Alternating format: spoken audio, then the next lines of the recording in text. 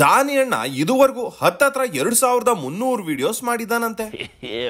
ಆದ್ರೆ ಇಲ್ಲೊಬ್ರು Johnny Sins ಮೀರ್ಸಿ ಹತ್ತತ್ರ 3000 ವಿಡಿಯೋಸ್ ಮಾಡಿ ದಾಖಲೆ ಮಾಡವ್ರೆ ಶಿವ.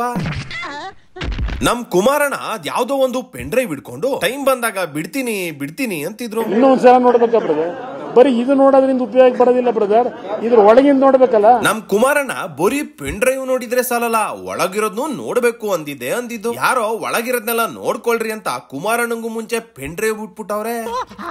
ಈ ತರ ಒಂದು ಮ್ಯಾಟ್ರೇ ನಮಗ್ ಗೊತ್ತಿಲ್ವಲ್ಲಣ್ಣ. ಅಂದಂಗೆ ಇದೇನ್ ಶಿವ, ಯಾವಾಗ್ಲೂ ಈ ತರ ಸ್ಕ್ಯಾಂಡಲ್ಸ್ ಗಳಿಗೆ CD DVD ಬಳಸ್ತಿದ್ದವರು ಈ ಸಲ ಪೆನ್ ಡ್ರೈವ್ ಬಳಸೋರೆ ಅನ್ಕೋತಾ ಇದ್ದೀರಾ? 2900ಕ್ಕೂ ಹೆಚ್ಚು HD ವಿಡಿಯೋಸ್ ಗಳನ್ನ ಸ್ಟೋರ್ ಮಾಡಕ್ಕೆ CD DVD ಎಲ್ ಸಾಲ್ತದೆ ಅಂತೀನಿ. ಈ ಪ್ರಜ್ವಲ್ ಅಣ್ಣನ್ ಹಿಂಗೆ ಬುಟ್ಟಿದ್ರೆ ಬರೀ ಪೆನ್ ಡ್ರೈವ್ ಅಲ್ಲ, 1 TB ಹಾರ್ಡ್ ಡಿಸ್ಕ್ ನೇ ತುಂಬಿಸಿರೋಣ ಅಂತ. ಕೆಲವು ಒಂದಿಬ್ರು ಕಮಿಷನರ್ ಇದ್ದಾರೆ, CMC ಕಮಿಷನರ್, ಇವರು ಪೊಲೀಸ್ ಆಫೀಸರ್ಸ್ ಇದ್ದಾರೆ. 16 ವರ್ಷದಿಂದ 50, 55, 60 ವರ್ಷದವರೆಗಿನ ವಿಡಿಯೋಗಳು ಹರಿದಾಡ್ತಾ ಇದಾವೆ. ಈ ತರದೆಲ್ಲ ಮುಂಚೆ ಹಳೆ ಸಿನಿಮಾಗಳಲ್ಲಿ ನೋಡ್ತಿದ್ವಿ. ವಿಲನ್ಗಳು ತಮ್ಮ ಹಣ ಅಧಿಕಾರನ ದುರ್ಬಳಕೆ ಮಾಡ್ಕೊಂಡು ಕಣ್ ಹೆಂಗಸರು ಹೆಣ್ಮಕ್ಳನ್ನೆಲ್ಲ ತಮ್ಮ ಕಾಮದಾಹಕ್ಕೆ ಬಳಸ್ಕೊಳ್ಳೋರು. ನನ್ ಸಿಸ್ಟಮ್ ಏನು ಗೊತ್ತಾ, ಗಾಣ ಹಾಕದು ಆದ್ರೆ for the first time real life ಅಲ್ಲಿ ಇಂತ ವಿಷಯ ಕೇಳ್ತಿರೋದು ನೋಡ್ತಿರೋದು. ಶಾಂತಂ ಪಾಪಂ MP ಅಂದ್ರೆ ಮೆಂಬರ್ ಆಫ್ ಪಾರ್ಲಿಮೆಂಟ್. ಆದ್ರೆ ಇವರು ಅದನ್ನ ಮೆಂಬರ್ ಆಫ್ ಪಾರ್ನ್ ಇಂಡಸ್ಟ್ರಿ ಅಂತ ಕನ್ಫ್ಯೂಸ್ ಮಾಡ್ಕೊಂಡ್ಬಿಟ್ಟವ್ರ ಅಂತ. ಒಟ್ನಲ್ಲಿ ಮಾರಲ್ ಆಫ್ ದ ಪ್ರಕರಣ ಈ ಪೆನ್ ಡ್ರೈವ್ ಇದೆ ಅಂತ ಸಿಕ್ಕಿದ್ ಕಂಪ್ಯೂಟರ್ ಲ್ಯಾಪ್ಟಾಪ್ ಕೆಲ್ಲ ಸಿಕ್ಸೋಕ್ ಹೋಗ್ಬಾರ್ದು. ಸೈಬರ್ ಕ್ರೈಮ್ ಸ್ಟೇಷನ್ಗೆ ಪ್ರಜ್ವಲ್ ರೇವಣ್ಣ ಅವರ ಆಪ್ತರು ದೂರು ಕೊಟ್ಟಿದ್ದಾರೆ. ದೂರಿನ ಸಾರಾಂಶ ಇಷ್ಟೇ: ಆ ವಿಡಿಯೋ ಮತ್ತು ಫೋಟೋಗಳೇನಿದಾವೆ ಅದು ನಿಜ ಅಲ್ಲ, ಸುಳ್ಳು ಫೋಟೋಗಳವು, ಅದು ತಿರುಚಿದಂತ ಫೋಟೋಗಳು, ಮಾಫ್ ಮಾಡಿದಂತ ಫೋಟೋಗಳು. ಇನ್ನು ಈಗೆಲ್ಲ ಇಂತ ವಿಷಯಗಳಲ್ಲಿ ಸಿಗಾಕೊಂಡ್ರೆ ಇದು ಎಡಿಟಿಂಗು, ಮಾರ್ಫಿಂಗು, AI ಅಂತ ಹೇಳಿ ಈಸಿಯಾಗಿ ಎಸ್ಕೇಪ್ ಆಗ್ಬೋದು. ಅಲ್ಲ, ಎಡಿಟಿಂಗ್ ಮಾಡೋರು 1 ವಿಡಿಯೋ ಮಾಡ್ತಾರೆ, 2 ವಿಡಿಯೋ ಮಾಡ್ತಾರೆ, 100 ವಿಡಿಯೋ ಯಾರ್ ತಾನೇ ಎಡಿಟ್ ಮಾಡ್ತಾರೆ ಅಂತೀನಿ. ಆಯ್ತಪ್ಪ, ಈ ಕೆಲ್ಸನ ಪ್ರಜ್ವಲ್ ಮಾಡಿಲ್ಲ ಅಂತ ಇಟ್ಕೊಳ್ಳೋಣ. ಹಂಗಿದ್ರೆ 2900 ಹೆಣ್ಮಕ್ಳು ವಿಡಿಯೋಸ್ ರೆಕಾರ್ಡ್ ಮಾಡಿರೋ, ವಯಸ್ಸಾಗಿರೋ ತಾಯಂದ್ರೂ ಬಿಡದೆ ನೀಚ ಕೃತ್ಯ ಮಾಡಿರೋ ಆ ಸೈಕೋ ಶಂಕರ ಯಾರು ಅನ್ನೋದಾದ್ರೂ ತನಿಖೆ ಆಗ್ಬೇಕಲ್ವೇ? ಅಂದಂಗೆ ನೆನ್ನೆ ಮೊನ್ನೆ ಎಲ್ಲ ಈ ಮ್ಯಾಟರ್ ಅಲ್ಲಿ ಬರೀ ಪ್ರಜ್ವಲ್ ಹೆಸರು ಮಾತ್ರ ಬರ್ತಿತ್ತು. ಈಗ ನೋಡಿದ್ರೆ ಅವರ ಪಿತಾಶ್ರೀ ರೇವಣ್ಣ ಅವ್ರ ಮೇಲೂ ಸಂತ್ರಸ್ತೆಯರು ದೂರು ಕೊಟ್ಟವರಂತೆ. ಹಾಸನದಲ್ಲಿ ಹೊಳೆನರಸೀಪುರ ಠಾಣೆಯಲ್ಲಿ ಒಂದು FIR ದಾಖಲಾಗಿದೆ. ಆ FIR ನಲ್ಲಿ ಸಂತ್ರಸ್ತೆ ರೇವಣ್ಣ ವಿರುದ್ಧವೂ ಕೂಡ ಹೇಳಿಕೆಗಳನ್ನ ನೀಡಿದ್ದಾಳೆ. ರೇವಣ್ಣ ಕೂಡ ಮೈಕೈ ಮುಟ್ತಾ ಇದ್ರು ಅಂತ ಸಂತ್ರಸ್ತೆ ಆರೋಪವನ್ನು ಕೂಡ ಮಾಡಿದ್ದಾಳೆ. ಗೋಡೌನ್ ಹಿಂಗಿದ್ಮೇಲೆ ಶೋರೂಮ್ ಹಿಂಗೆ ತಾನೇ ಇರ್ಬೇಕು. ಕರೆಕ್ಟ್ ಆಗಿದೆ. ವಯಸ್ಸು ಹುಡುಗರು ಒಂಚೂರು ಅಲ್ಲಿ ಇಲ್ಲಿ ಕೈಕಾಲು ಆಡಿಸ್ತಾರಪ್ಪ. ಇವತ್ತಿನ ದುರಂತ ಬದುಕಿಗೆ ಕಾರಣ ಏನು ಅಂತಂದರೆ ಅವ್ರ ಮನೆಯಲ್ಲಿರೋ ವಾಮಾಚಾರ.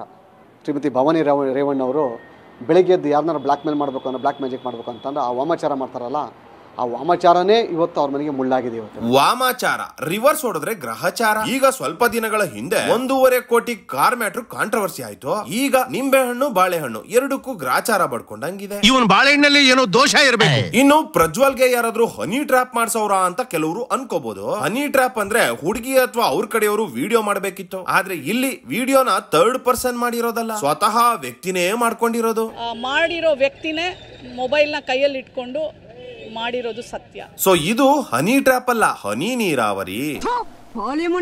ಆದ್ರೂ ನನ್ಗೊಂದ್ ಡೌಟ್, 2900ಕ್ಕೂ ಹೆಚ್ಚು ಹೆಂಗಸರು ವಿಡಿಯೋಸ್ ಇದೆ ಅಂತವ್ರಲ್ಲ. ವರ್ಷಕ್ಕೆ 365 ದಿನ, 5 ವರ್ಷಕ್ಕೆ 1825 ದಿನ. ಅಂದ್ರೆ ಅಣ್ಣವರು MP ಆದಾಗಿಂದ ಸತತ 5 ವರ್ಷಗಳಿಂದ ಪ್ರತಿದಿನ ಎಡೆ ಬಿಡದೆ ಹನಿ ನೀರಾವರಿ ನಡ್ಸ್ಕೊಂಡ್ ಬಂದವ್ರೆ ಅಂದಂಗಾಯ್ತು. How do you see your performance? Are you happy with what you've done in the last 5 years? Of course I'm happy with my performance today. Because like when I go to the ground level, the people are really happy about the work that I've done. ಅಯ್ಯೋ ಬಹಳ ಕಷ್ಟಪಟ್ಟಿದ್ಯಾ ಬಿಡು. So ಕಳೆದ 5 ವರ್ಷಗಳಲ್ಲಿ ಕಾಮಗಾರಿಗಿಂತ ಕಾಮದಗಾರಿನೇ ಜಾಸ್ತಿ ಆದಂಗಿದೆ. ಇನ್ನು ಕೆಲವು ದಿನಗಳ ಹಿಂದೆ ದರ್ಶನ್ ಅವರು ಹೆಣ್ಮಕ್ಳು ಬಗ್ಗೆ ಕೆಟ್ಟದಾಗಿ ಮಾತಾಡ್ಬಿಟ್ರು ಅನ್ಕೊಂಡು ನಾವು ಆ ಸೇನೆ, ನಾವು ಈ ಸೇನೆ ಅಂತ ಒಂದಷ್ಟು ಜನ ಮಹಿಳಾ ಮಣಿಯರು ರೊಚ್ಚಿಗೆದ್ದಿದ್ರು. ಈ ವಿಚಾರ ಮಹಿಳೆಯರ ಕೋಪಕ್ಕೆ ಕಾರಣವಾಗಿದ್ದು ಗೌಡತಿಯರ ಸೇನೆ ಸೇರಿಕೊಂಡು ದೂರು ನೀಡಿದೆ. ಹೆಣ್ಣು ಮಕ್ಕಳ ಬಗ್ಗೆ ಹಗುರವಾಗಿ ಮಾತನಾಡಿದ್ದ ದರ್ಶನ್ ವಿರುದ್ಧ ಸದ್ಯ ಸಾಲು ಸಾಲು ದೂರು ದಾಖಲಾಗಿದೆ. ಈ ಜಾತಿ ಹೆಸರಲ್ಲಿ ಕಟ್ಕೊಂಡಿರೋ ಮಹಿಳಾ ಸೇನೆಗಳು ಈಗೆಲ್ಲೂ ಕಾಣ್ತಾನೆ ಇಲ್ವಲ್ಲ ಶಿವ? ಯಾಕೆ ಸಿಸ್ಟರ್? ಇವರಿಗೆ ನಿಜವಾಗ್ಲೂ ಹೆಣ್ಣಿನ ಪರ ಕಾಳಜಿ ಇದ್ರೆ, ಹೆಣ್ಣಿನ ಪರ ಧ್ವನಿ ಎತ್ತಬೇಕು ಅನ್ನೋದಾಗಿದ್ರೆ ಈ ಜಾತಿ ಧರ್ಮ ಎಲ್ಲ ಬಿಟ್ಟು ಯಾವ ಹೆಣ್ಣಿನ ಮೇಲೆ ಶೋಷಣೆ ನಡೆದ್ರು, ಯಾವಾಗ ನಡೆದ್ರು ಧ್ವನಿ ಎತ್ತಬೇಕು, ಹೋರಾಟ ಮಾಡ್ಬೇಕು. ಅದನ್ ಬಿಟ್ಟು ಈ ರೀತಿ ಒಂದ್ ಕಣ್ಣಿಗೆ ಬೆಣ್ಣೆ ಇನ್ನೊಂದ್ ಕಣ್ಣಿಗೆ ಸುಣ್ಣ ಮೆತ್ತೋ ಕೆಲಸ ಮಾಡಬಾರ್ದು.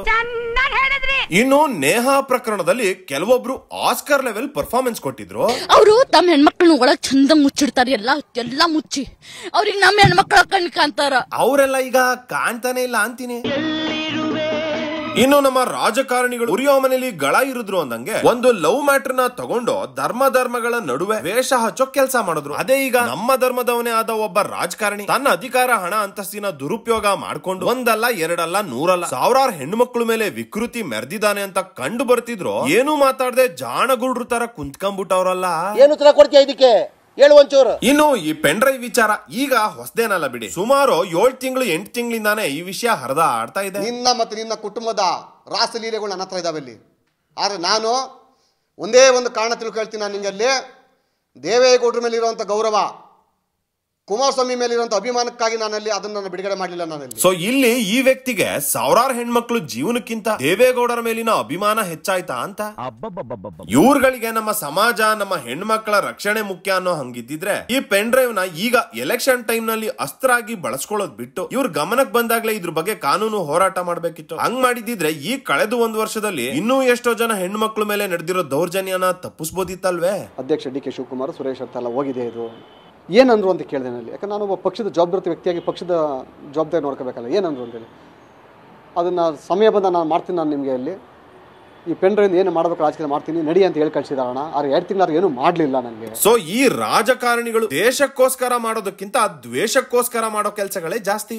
ಇವರಿಗೆ ಸಾವು, ನೋವು, ಹಬ್ಬ, ಹರಿದಿನ ಯಾವುದೇ ಆಗ್ಲಿ ಎಲ್ಲಾದ್ರಲ್ಲೂ ತಮ್ಮ ರಾಜಕೀಯ ಬೇಳೆನ ಹೇಗ್ ಬೇಯಿಸ್ಕೋಬೇಕು ಅಂತಾನೆ ನೋಡ್ತಿರ್ತಾರೆ. ಈಗ ಇವರ ರಾಜಕೀಯ ದ್ವೇಷಕ್ಕೆ ಆ ಸಾವಿರಾರು ಹೆಂಗಸರು ವಿಡಿಯೋಸ್ ಇರೋ ಪೆನ್ ಡ್ರೈವ್ ನ ಸಾವಿರಾರು ಕಾಪಿ ಮಾಡಿಸಿ ಪಾರ್ಕ್, ಪಬ್ಲಿಕ್ ಪ್ಲೇಸ್ ಗಳಲ್ಲಿ ಡಿಸ್ಟ್ರಿಬ್ಯೂಟ್ ಮಾಡಿದಾರಂತೆ. ಒಳ್ಳೇದ್ ಮಾಡ್ತದ ಜನ್ಮಕ್ಕೆ ಹೋಗೋ. ಚಿತ್ರೀಕರಣ ಮಾಡಿದವರು ಮತ್ತೆ ಇದನ್ನ ವಿತರಿಸಿದವರು ಇಬ್ಬರಿಗೂ ಶಿಕ್ಷೆ ಆಗ್ಬೇಕು. ಇನ್ನು ಈ ನ್ಯೂಸ್ ಚಾನೆಲ್ಸ್ ಗಳು ಎಲೆಕ್ಷನ್ ಮುಗಿಯೋ ತನಕ ಸುಮ್ನೆ ಇದ್ದು ಈಗ ಈ ವಿಷಯನ ಹಾಕೊಂಡು ರುಬ್ತಾವ್ರಲ್ಲ. ಇವರಿಗೆಲ್ಲ ಮೊದ್ಲೇ ಪ್ರಸಾರ ಮಾಡೋಕೆ ದಮ್ ಇರ್ಲಿಲ್ವಾ ಅಂತ ತುಂಬಾ ಜನ ತುಂಬಾ ವಿಡಿಯೋಸ್ ಗಳಲ್ಲಿ ಕಮೆಂಟ್ಸ್ ಹಾಕಿದ್ದಾರೆ. ಇದಕ್ಕೆಲ್ಲ ಕಾರಣ ನಮ್ಮ ಕಾನೂನು ವ್ಯವಸ್ಥೆ. ಇವರೆಲ್ಲ ಮಾಡೋ ಹೊಲ್ಕ ಕೆಲಸ ಮಾಡೋದು, ಕೊನೆಗೆ ಕೋರ್ಟ್ ನಿಂದ ಸ್ಟೇ ತರೋದು. ಮುರುಘಾಮಠ ಸ್ವಾಮಿ ಸೌಜನ್ಯ ಪ್ರಕರಣದಲ್ಲಿ ದೊಡ್ಡ ಮನೆಯವರು, ಹಂಗೆ ಇನ್ನೂ ಎಷ್ಟೋ ಜನ ಪೊಲಿಟಿಷಿಯನ್ಸ್ ಗಳು ತಮ್ಮ ಬಗ್ಗೆ ನ್ಯೂಸ್ ಪ್ರಸಾರ ಮಾಡಂಗಿಲ್ಲ ಅಂತ ಕೋರ್ಟ್ ಇಂದ ಸ್ಟೇ ತಂದಿರೋದು ಹೊಸ ವಿಚಾರ. ಪೆನ್ ಡ್ರೈವ್ ಅಂದ್ರೆ ಒಂದು ನೀಲಿ ಚಿತ್ರಗಳ ಮೇಲೆ ಒಂದು ಸ್ಟೇ ತಗೊಂಡವ್ರೆ. ಇವಾಗ ಇಲ್ಲಿ ವಯಸ್ಸುಟ್ಟು ಇಲ್ಲಿ ಹಾಕಿ ಇಲ್ಲಿ ಬೆಂಗಳೂರಿನಲ್ಲಿ ಹಾಕ್ಬಿಟ್ಟು ಒಂದು ಪರ್ಮನೆಂಟ್ ಇಂಜೆಕ್ಷನ್ ಆಡೋ ತಗೊಂಡ್ರೆ ಯಾರು ರೆಸ್ಪಾಂಡೆಂಟ್ ಯಾರು ಮಾಡಿದ್ರೆ ಆಲ್ ಮೀಡಿಯಾದವರು, ಪ್ರಿಂಟ್ ಮೀಡಿಯಾ, ಎಲೆಕ್ಟ್ರಾನಿಕ್ ಮೀಡಿಯಾ, ಅದರಲ್ಲಿ ಸುವರ್ಣ ನ್ಯೂಸ್ ಈ ಥರ ಎಲ್ಲ ಚಾನಲ್ನು ಮಾಡಿ ನಿಮ್ಮ ಚಾನಲ್ ಕೂಡ ಇದೆ ಅಲ್ಲಿ, TV9 ಕೂಡ ಇದೆ ಅಲ್ಲಿ, ಎಲ್ಲ ಚಾನಲ್ ಪಾರ್ಟಿ ಮಾಡಿ ಅವರು ಇಂಜೆಕ್ಷನ್ ಆಡೋ ತಗೊಂಡವ್ರಲ್ಲಿ. ಇಷ್ಟಾದ್ರೂ ಪವರ್ ಟಿವಿ ಅವ್ರು ಮಾತ್ರ ಎಲೆಕ್ಷನ್ ಮುಂಚೆನೆ ಈ ಸುದ್ದಿ ಪ್ರಸಾರ ಮಾಡೋ ಮೂಲಕ ತಮ್ಮ ಪವರ್ ಏನು ಅಂತ ತೋರಿಸಿದ್ದಾರೆ. ಯಾರು ಮಾಡಕ್ ಸಾಧ್ಯ ಆಗಲ್ಲ. ಒಟ್ನಲ್ಲಿ ನಮ್ ದೇಶದಲ್ಲಿ ಬಡವ್ರಿಗೆ ಒಂದು ನ್ಯಾಯ, ಶ್ರೀಮಂತರಿಗೆ ಒಂದು ನ್ಯಾಯ.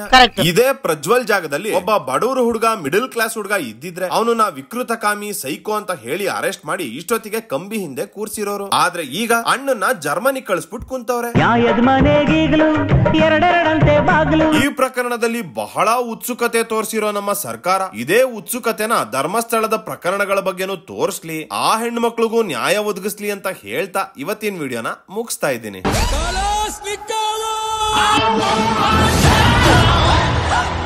Number